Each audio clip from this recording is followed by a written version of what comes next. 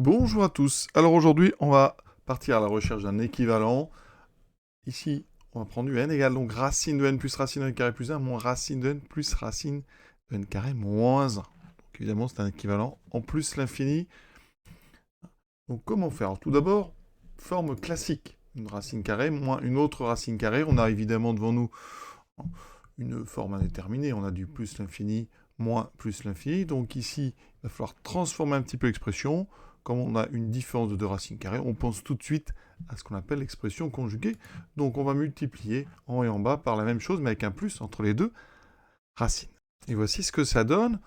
Donc évidemment, on prend n ici positif, ce qui fait que le dessous, le dénominateur est effectivement donc strictement positif. On développe en haut, c'est une identité remarquable. Il vous restera donc la différence des deux carrés. Donc n plus racine de n carré plus 1 moins n plus racine carrée de n moins 1. D'accord?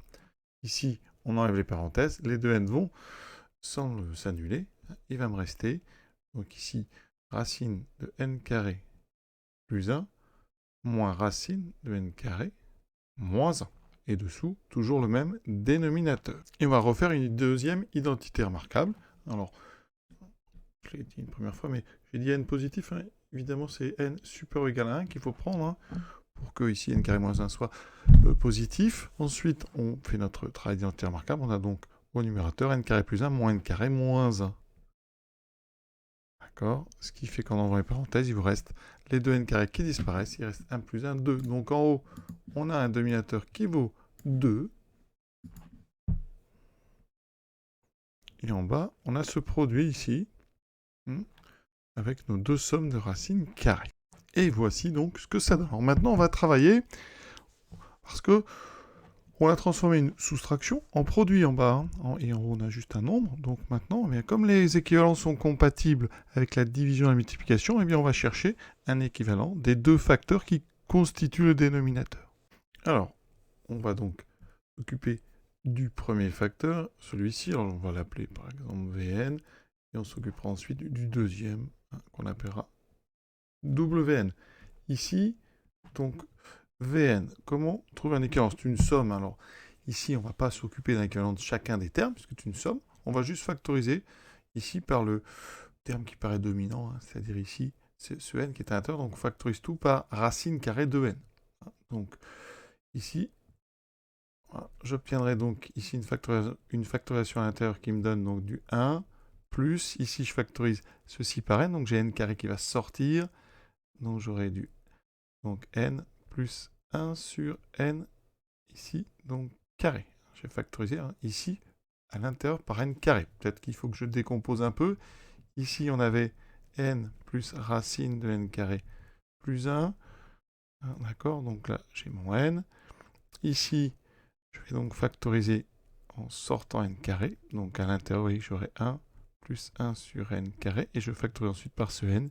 Ici, ça me donne donc racine de 1 plus racine de 1 plus 1 sur n carré. Et devant, j'ai ce racine de n. Je fais pareil avec la deuxième. C'est exactement le même travail. Donc ici, on a 1 plus racine de 1 moins 1 sur n carré. Alors maintenant, regardons ici cette grande parenthèse. Quand n tend vers plus l'infini, ça tend vers... Donc ici, racine de 1 plus racine de 1, donc racine de 2 plus racine de 2. C'est-à-dire que ça tend vers 2 racines carrées de 2. C'est un entier, c'est un réel, pardon, non nul. Donc, eh bien, ça veut dire que ce facteur ici, il est équivalent à 2 racines de 2. Je rappelle que quand une expression tend vers une limite non nulle, eh bien, cette expression est équivalente à cette limite, hein, puisque le rapport des deux, effectivement, tendra bien vers 1.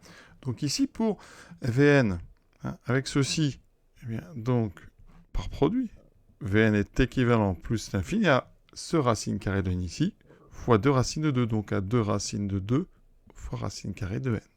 On fait maintenant le même travail avec Wn.